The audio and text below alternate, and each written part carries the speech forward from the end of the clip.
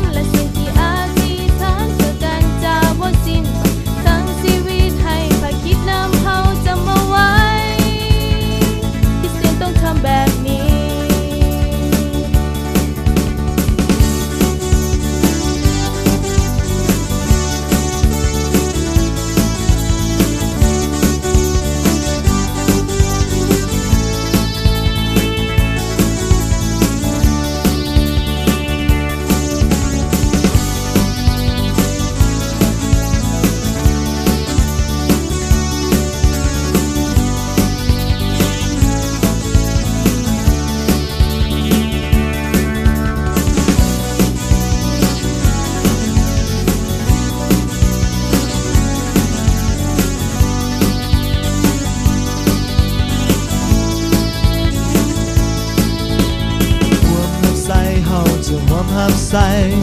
เฮ็ดด้วยกันเฮาจะเฮ็ดด้วยกันเรื่องพระเจ้าจะประกาศก้องไป